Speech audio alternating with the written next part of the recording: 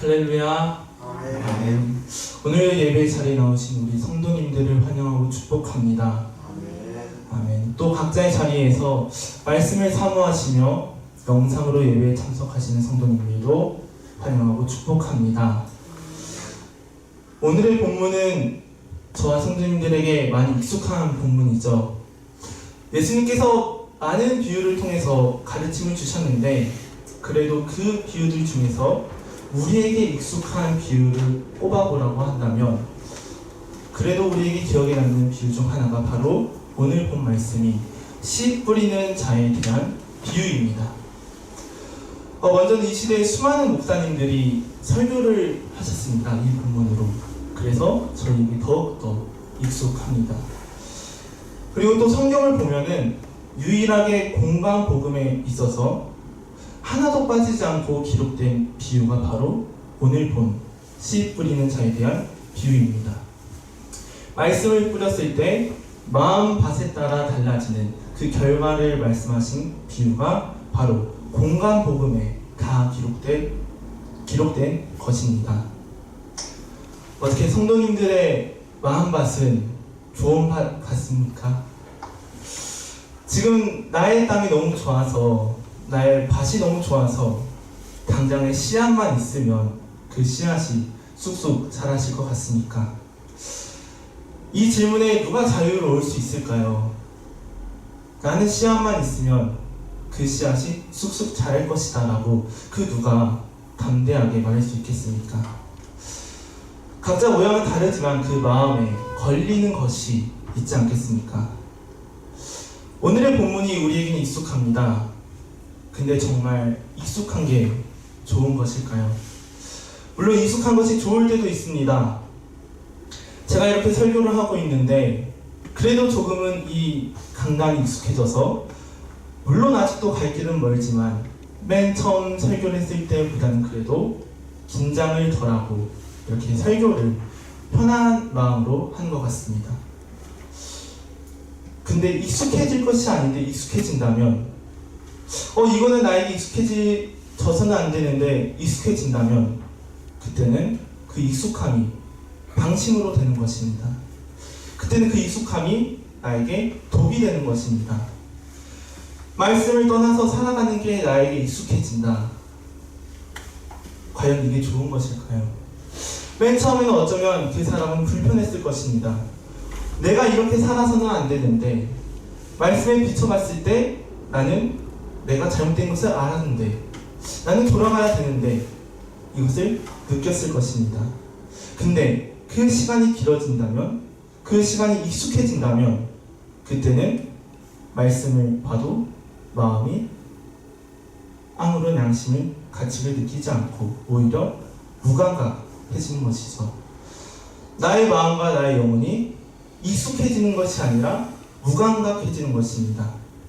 말씀을 보지 않아도 예배를 떠나서라도 처음에는 나에게 걸렸던 것들이 무감각해지는 것이죠. 오늘 씨 뿌리는 자에 대한 이 설교를 준비하면서 이런 글을 봤습니다. 현대의 성도들은 천국 비유들에 드러난 의미에 이미 익숙해져 있다.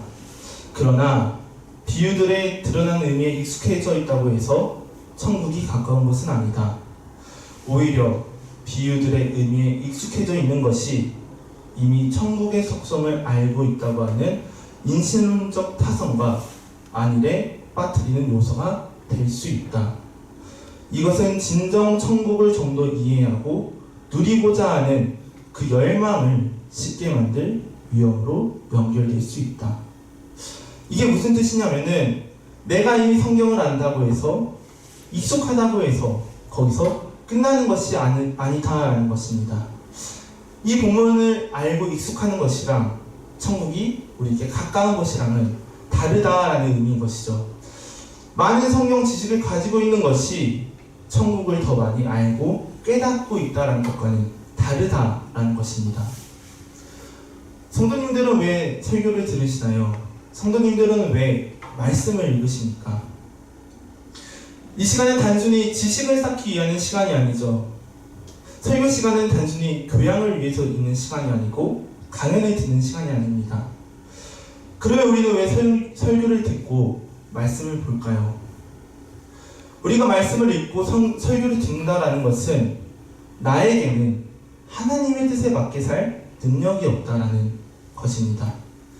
우리는 하나님의 뜻에 맞게 살아야 되는데, 하나님을 닮아가야 되는데, 그리고 거룩하신 하나님을 따라 우리도 거룩해야 하는데, 그 방법이 우리에게는 없고 하나님에게 있기 때문에 우리가 말씀을 보고 설교를 듣는 것입니다. 그러면 오늘 익숙한 이 본문 말씀을 볼 때 저희는 이런 생각을 할 수 있습니다. 그러면 나는 어떻게 좋은 밭이 될 수 있을까? 아니, 먼저 나는 과연 어떤 밭일까? 나는 어떻게 해야 그 씨를 가지고 있고 그 씨를 올바르게 키울 수 있을까? 나는 어떻게 해야 그 천국을 소유할 수 있을까? 이 고민을 하게 됩니다. 예수님께서는 이제 하나님의 나라를 이 씨 뿌리는 자의 비유를 통해서 설명하시는데, 오늘의 본문이 어떻게 되어 있냐면, 먼저는 예수님께서 비유를 말씀하십니다. 그리고 들을 귀 있는 자는 들으라 라고 하시면서 마치시죠. 그리고 나서 제자들이 이제 이게 무슨 뜻입니까? 라고 물으시는데, 예수님께서 그 비유를 설명하시면서 오늘의 본문이 마무리됩니다. 그래서 먼저는 예수님께서 말씀하신 그 비유를 볼 텐데, 예수님께서 어떻게 그 씨 뿌리는 자의 비유를 말씀하셨는지를 보면 이렇게 시작합니다. 먼저 5절 말씀 읽겠습니다. 씨 뿌리는 자가 그 씨를 뿌리러 나가서 뿌릴새 더러는 길가에 떨어짐에 밟히며 공중의 새들이 먹어버렸고 라고 말씀하면서 예수님이 비유를 시작합니다. 먼저는 씨 뿌리는 자가 씨를 뿌리러 나갑니다. 근데 중요한 것은 씨 뿌리는 자가 씨를 뿌리는데 그 씨가 아무 씨가 아니다라는 것이에요. 씨 뿌리는 자가 아무 씨나 뿌리는 것이 아니라 그 씨를 뿌리고 있습니다. 여기서 그 씨라는 것이 가지는 의미가 무엇이냐면, 그의 씨 혹은 그 자신의 씨를 뿌리는 것입니다. 근데 이 그의 씨가 무엇인가를 보니까 바로 하나님의 말씀인 것이죠. 그래서 이제 씨 뿌리는 자가 그 씨를 뿌리는데, 그 씨가 어떻게 되냐면은 먼저는 길가에 떨어져서 밟히고 또 공중의 새들이 먹어버립니다. 길가에 떨어진 씨가 밟히고 새들이 먹어버리는 것이죠. 이제부터는 조금 상상이 필요한데, 성도님들은 길에서 무엇인가를 밟으신 적이 있습니까? 왜 보통 저희가 말할 때는 길을 걷는다 라고 말하지, 길에서 무엇을 밟았다 라고는 덜 사용하지 않습니까? 그래서 우리가 길에서 무엇을 밟나 생각을 해보니, 몇 주 전만 하더라도 바닥에 떨어진 그 은행들을 무심코 밟은 경험이 있고, 또 다가올 겨울에는 그 얼음 위에 뿌려진 소금을 밟을 일이 있습니다. 우리가 그럴 때 이제 은행을 밟았구나, 소금을 밟았구나, 이렇게 말을 하곤 하죠. 그래서 우리는 밟는다라는 생각을 할 때 이렇게 생각이 듭니다. 가볍게 밟는다, 사뿐살뿐 밟는다. 근데 성경에서 말하는 이 씨가 밟히는 것은 그런 의미가 아닙니다. 성경에서 말하는 밟힌다라는 것은 무참히 짓밟히며 라는 의미가 있습니다. 뿌려진 씨가 무참히 짓밟히는 것이에요. 뿌려진 말씀이 무참히 짓밟히는 겁니다. 그리고 또 씨가 어떻게 되냐를 보는데, 새들이 와서 먹는다라고 말씀하십니다. 이 새들이 와서 먹는 것도 상상이 조금 필요한데,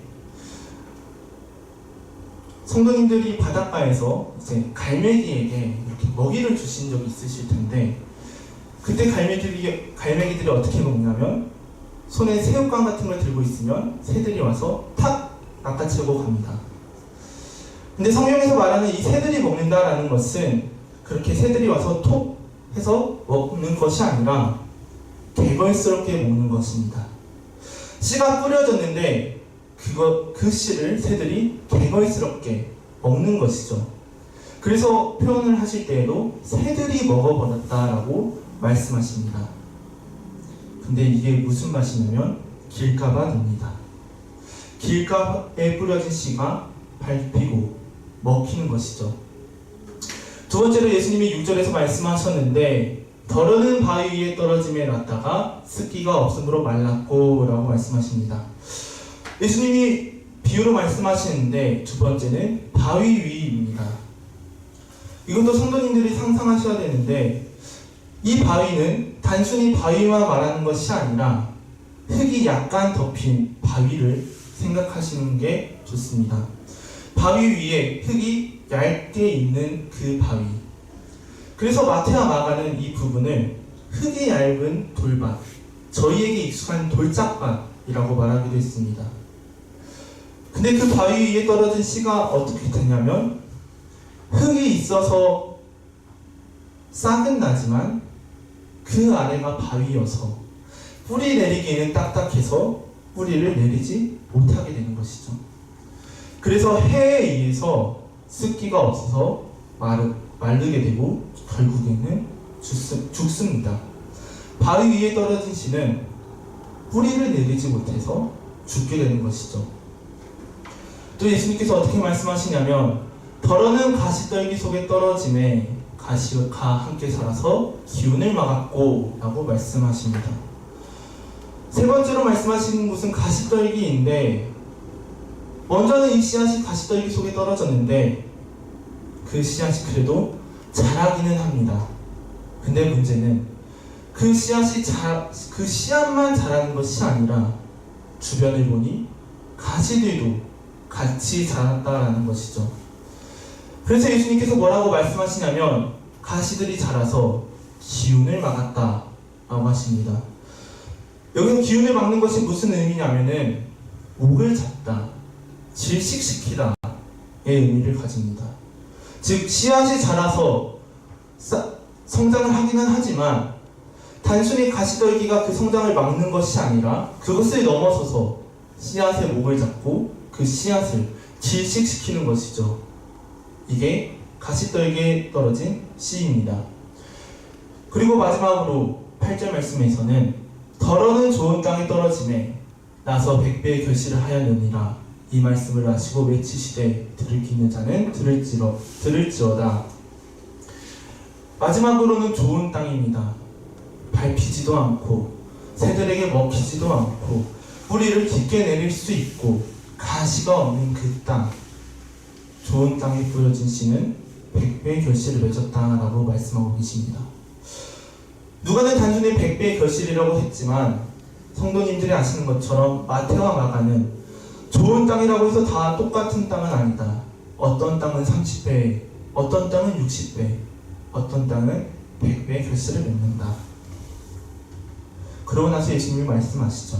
들을 귀 있는 자는 들을지어다. 예수님이 이 비유를 사람들에게 하신 거예요. 먼저는 제가 예수님의 비유를 설명해 드렸습니다. 근데 중요한 거는 이 비유에서 저희가 놓쳐서는 안 될 조건이 하나 있다는 것이에요. 무슨 조건이냐면은 씨 뿌리는 자에 나타난 그 비유 속에는 모든 맛이 씨를 가지고 있다는 것입니다. 하나님의 나라를 얻기 위해서는 구원에 이르는 결실을 맺기 위해서는 먼저는 씨가 있어야 된다는 것이에요. 다른 말로는 말씀이 기본적으로 있어야 된다는 것입니다. 예수님께서는 먼저 비유를 말씀하시고 11절부터는 그 비유를 설명하시는데 설명하실 때 뭐라고 하시냐면은 11절에서는 씨는 하나님의 말씀이요 라고 하시면서 먼저는 말씀이 있다는 것을 강조하시고 그 후에 12절에서는 길가에 있다는 것은 말씀을 들은 자니 바위에 있다는 것은 말씀을 들을 때에 가시떨기 있다는 것은 말씀을 들은 자니 좋은 땅이 있다는 것은 착하고 좋은 마음으로 말씀을 들었다 라고 말씀하십니다. 즉 하나님의 나라를 얻기 위해서는 구원에 이르는 결실을 얻기 위해서는 그 마음맛이 어떻든 먼저는 우리에게 말씀이 있어야 된다는 것입니다.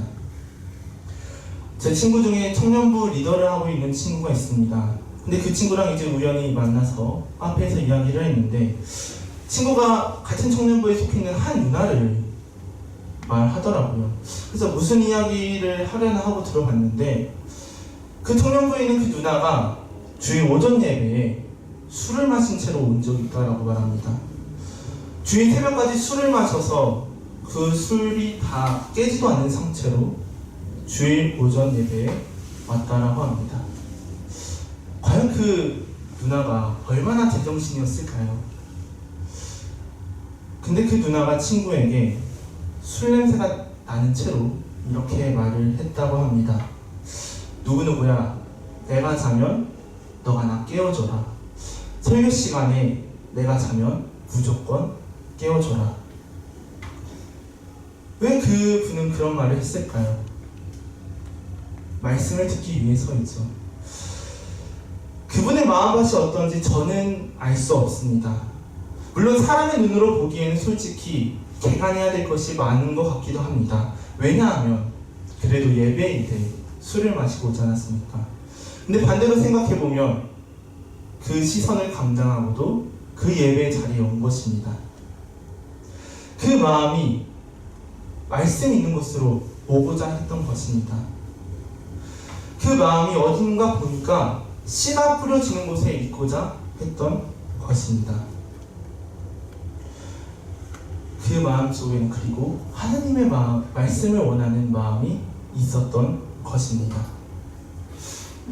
하나님의 나라를 가지고 구원의 결실을 맺기 위해 예수님께서는 씨 뿌리는 자의 그 비유를 말씀하셨는데 그 비유의 전제 조건 첫 번째가 바로 그 사람의 마음밭이 어떻든 간에 그 사람의 마음에는 말씀이 있다. 그 사람의 마음이 길가밭이든 그 사람의 마음이 돌짝밭이든 가시밭이든 좋은 밭이든 우선은 그 사람의 마음에 그 씨앗이 있다. 그 말씀이 있다라는 것입니다. 그렇다면 반대로 하나님의 나라를 가지지 못하게 될 때 나타나는 증상 첫 번째는 하나님의 말씀을 피하게 된다는 것입니다. 삶 속에서의 말씀이 없어지고 나에게서 말씀이 멀어지는 것이죠. 말씀을 들어도 말씀이 남지 않게 되고 말씀이 없어지는 것. 예수님은 말씀하셨습니다. 어떤 밭이든 간에 말씀이 있었다. 그래서 예수님께서 그 비유를 어떻게 설명하시냐면 12절에서 길가에 있다는 것은 말씀을 들은 자니 이에 마귀가 와서 그들로 믿어 구원을 얻지 못하게 하려고 말씀을 그 마음에서 빼앗는 것이요 라고 하십니다. 말씀을 들었지만 마귀가 그 말씀을 마음에서 빼앗는 것입니다. 마귀가 와서 나의 마음밭에 그 씨가 아예 없도록 하는 것이죠. 말씀은 있었지만 말 그대로 과거형으로 그 마음에 있었다가 없어지는 것입니다. 그래서 저희가 저희 스스로를 보면서도 원치 않는 모습을 자주 발견하곤 합니다. 어떤 모습인가요? 말씀이 귀로 들어왔지만 곧바로 나가는 모습. 나는 원치 않지만 그 고성능의 기능이 나에게 있어서 말씀이 애써 왔어도 바로 나가는 그 기능이 우리가 원치 않지만 있는 모습 아닙니까? 이 모습을 저도 그렇고 성도님들도 그렇고 힘들어하지 않습니까? 수요일, 금요일, 주일 이렇게 말씀을 들어도 그 말씀이 마음에 남지 못하고 나가는 모습이 저와 성도님들에게도 때때로 있지 않습니까? 근데 이것을 마귀는 좋아한다는 것입니다. 왜냐하면 마귀는 우리가 그 말씀을 믿어서 구원을 얻지 못하게 하기 위해서이죠. 마귀가 원하는 것은 이것입니다. 먼저는 우리의 마음에 말씀 자체가 없게 하는 것. 먼저는 우리가 말씀과 멀어지고 말씀을 피하고 말씀을 원하지 않게 하는 것. 이게 마귀가 원하는 것입니다. 근데 우리에게는 말씀이 필요하죠. 왜냐하면 우리의 영혼을 위해서, 우리가 그 말씀을 가지고 있어서 구원을 얻기 위해서 그 말씀이 필요한 것입니다. 13절에서 예수님도 이렇게 말씀하십니다. 바위 위에 있다는 것은 말씀을 들을 때의 기쁨으로 받으나 우리가 없어 잠깐 믿다가 시험을 받을 때 배반하는 자요. 먼저는 말씀을 들을 때 기쁨으로 받았다라는 것은 우선은 말씀이 있습니다. 그리고 그 말씀을 따라오는 기쁨, 은혜도 있다는 것이죠. 근데 문제는 뿌리가 없어서 뿌리를 내리려고 해도 그 마음이 딱딱해서 시험을 받을 때 흔들린다는 것입니다. 말씀은 있습니다. 근데 내 마음이 문제여서 말씀이 말씀되지 않는 겁니다. 은혜는 있습니다. 기쁨은 있습니다. 근데 내 마음이 딱딱해서 그 말씀이 뿌리를 내리지 못해서 시련이 오면은 흔들리는 겁니다. 말씀이 있어도 기쁨과 은혜가 있어도 내가 연약해서 내 마음이 문제여서 시련의 때 그게 꺾이는 것입니다. 똑같이 말씀을 듣고 똑같이 고난을 받아도 그 누군가는 예수님과 더 가까워지는 반면 그 누군가는 그 시간에 예수님을 더 멀어지게 되는 것이죠. 문제는 마음의 차이다라는 것입니다. 제가 최근에 어머니에게 이런 말을 했습니다. 제가 좀 더 가요를 들어야 될 것 같습니다. 제가 생각해보니까 좀 세상 노래도 좀 들을 필요가 있는 것 같습니다 라고 했습니다. 왜냐하면 제가 최근에 정말 CCM을 많이 들었습니다. 정말 어디를 가든 간에 찬양을 많이 들었고 또 집에서는 청소를 안 하는데 학교에서 청소하는 일이 있었는데 그때도 찬양을 틀며 청소를 하고 강의실을 옮겨 다닌다든가 혹은 운동을 한다던가 시시때때로 찬양을 틀면서 생활을 했습니다. 네, 그러던 중에 우연히 유튜브에서 잔잔한 그 노래의 가사 일부분만을 영상으로 해놓고 그 가사의 의미를 해석해주는 그런 영상이 있었는데 그 가사를 보고 그 해석을 보니까 평상시에 알고 있었던 그 노래가 새롭게 다가오더라고요. 왜 예전 노래들 보면은 가사 좋다고 하지 않나요? 특히 80년대, 90년대 노래들 보면은 진짜 그 시절의 그 가사는 마치 시와 같다고 작품 같다고 하지 않습니까? 근데 우연히 보게 된 그 세상의 노래가 마치 그렇게 느껴진 것이죠. 이 가사가 참 좋구나. 세상의 노래에서도 역시 듣고 배울 게 있구나 라는 생각을 하게 됐습니다. 그래서 어머니한테 역시 사람이 가요도 들어야 되는 것 같습니다. 역시 찬양도 좋지만 가요도 조금 들어야 됩니다 라고 말을 했습니다. 근데 이번에 설교를 준비하면서 생각해보니까 이런 생각이 들더라고요. 찬양을 많이 듣는 것이 복이고 은혜인데 나는 그것이 은혜인 줄 몰랐구나. 찬양과 가깝고 순간순간 찬양을 듣는 것이 나에게 복인데 나는 그것을 듣고 있음에도 불구하고 복인 줄 몰랐구나. 나에게는 시련이 있었던 것도 아니고 고난이 있었던 것도 아니고 그저 언어적으로 보이는 그 화려함이 있었는데 그 화려함의 그 찬양의 은혜가 흔들리는 모습이 나에게 있었구나 라는 생각을 했습니다. 누군가는 찬양을 들으면서 그 은혜를 누릴 때 나에게도 찬양이 있었고 나에게도 찬양과 함께하는 그 은혜가 있었지만 내 마음이 문제여서 은혜가 은혜되지 못했구나 라는 생각을 했습니다. 내 마음이 문제여서 은혜가 은혜되지 않은 것이죠. 그래서 우리는 우리의 마음을 잘 봐야 되는 것입니다. 우리에게는 이미 말씀은 있습니다. 그리고 기쁨도 있습니다. 하지만 문제는 그 기쁨이 기쁨되지 않는 그 이유가 나에게 있다는 것이죠. 예수님께서는 그것을 말씀하신 겁니다. 또 14절 말씀을 보니까 가시떨기에 떨어졌다는 것은 말씀을 들은 자니 지내는 중 이생의 염려와 재리와 일락에 기운이 막혀 온전히 결실치 못하는 자요라고 합니다. 가시에 떨어졌다라는 것은 여전히 말씀을 듣긴 들었습니다. 그리고 그 말씀이 자라고는 있습니다. 근데 문제는 이생의 염려도 같이 자라고 있고 재리와 일락도 같이 자라고 있다는 것이죠. 즉 말씀도 있지만 말씀이 아닌 것들도 우리의 마음에 같이 자라고 있는 것입니다. 먼저 이생의 염려라는 것은 걱정인데 마음이 분명한 방향을 잡지 못하고 이리저리 끌려다니는 것을 의미합니다. 즉 염려가 있으면 우리의 마음이 나뉘는 것이에요. 이것을 해야 될까? 저것을 해야 될까? 그리고 이 염려가 그냥 있는 게 아니라 말씀과 같이 자라서 말씀을 막는 것입니다. 재리라는 것은 재물에 얽매이는 것인데 돈과 재물이 가득 넘쳐나는 상태를 의미합니다. 그러면 이런 생각이 또 들 수도 있어요. 나는 돈과 재물이 가득 넘쳐나 본 적이 없어.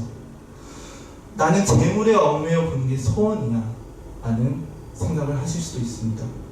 근데 이게 말하는 것은 단순히 우리가 가진 그 재물을 말하는 것을 넘어서서 돈과 재물을 향한 마음이 우리의 마음에 넘치는 것을 의미하기도 합니다.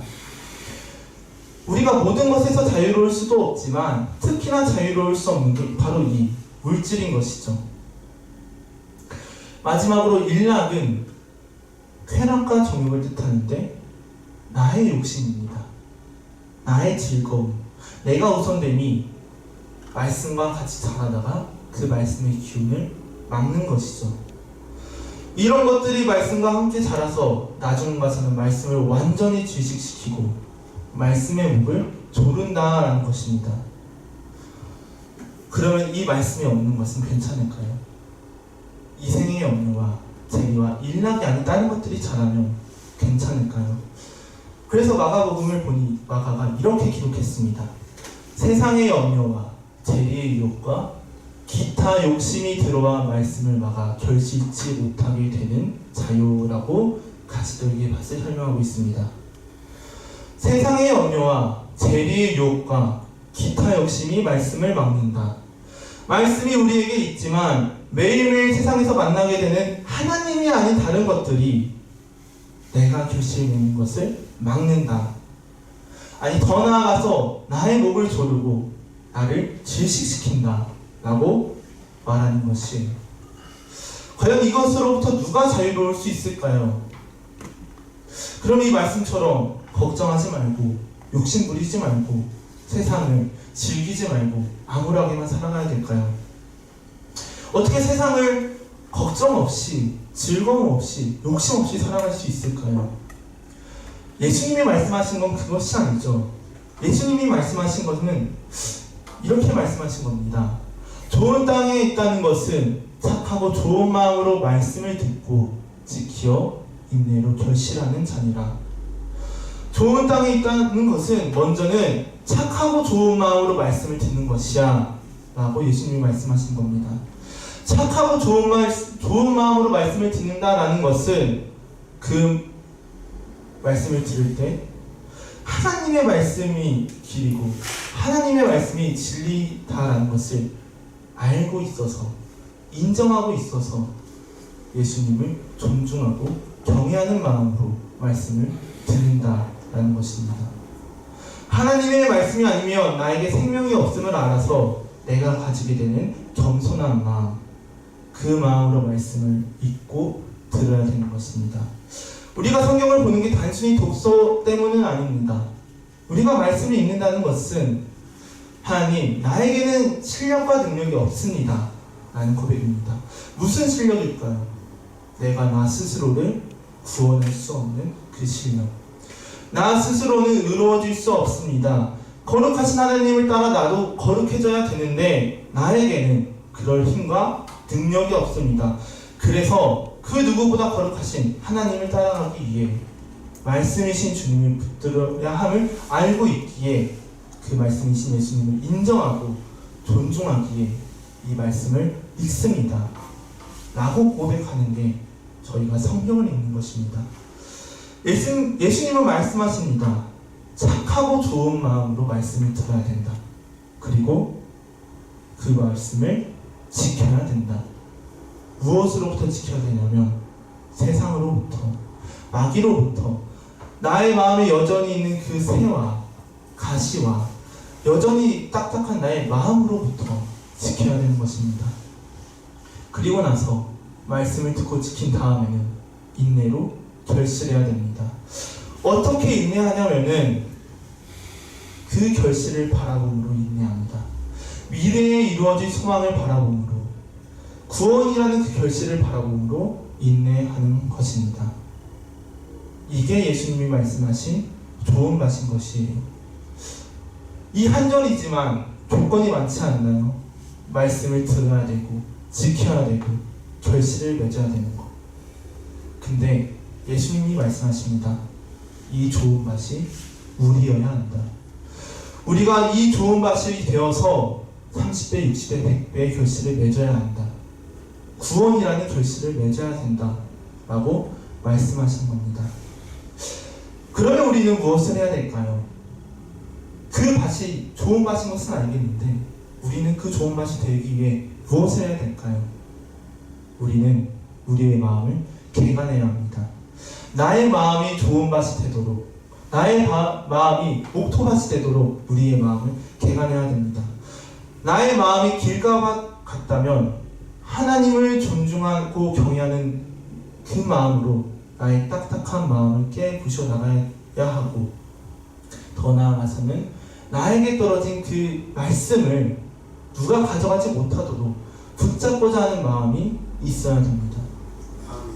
나의 마음이 돌짝밭과 같다면 나에게 있는 그 말씀이 말씀되게 해달라고, 나에게 있는 그 은혜가 은혜되게 해달라고 하나님께 기도해야 하는 것입니다. 더 큰 믿음을 달라고 하나님께 기도해야 되는 것이죠. 나의 마음이 가시밭과 같다면 나의 성장을 방해하는 것들을 뽑아내야 하는 것입니다.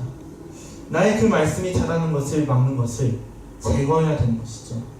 왜냐하면 나의 마음이 옥토밭이 아니니까. 그리고 한 번 옥토밭이라고 계속 옥토밭일 수는 없으니까. 여전히 우리의 마음에는 새들이 날아다니고, 여전히 우리의 마음에는 흙이 얕은 곳이 있으며, 여전히 우리의 마음에는 가시뿐만이 아니라 잡초도 다르기 때문에 우리는 계속 개간을 해야 되는 것입니다. 그래서 좋은 밭이 되기 위해서는, 개간을 하기 위해서는 하나님의 도움이 필요한 것입니다. 밭은 밭 스스로 무엇을 할 수가 없습니다. 밭이 개간되기 위해서는 씨 뿌리는 사람의 도움이 필요합니다. 하나님, 나는 나의 마음에 떨어진 그 말씀을 붙들 힘이 없습니다. 하나님, 나에게는 은혜가 있어도 은혜로 받아들이는 실력이 없습니다. 하나님, 나에게 말씀이 있어도 말씀이 올곧게 자라갈 수 있는 실력이 없습니다.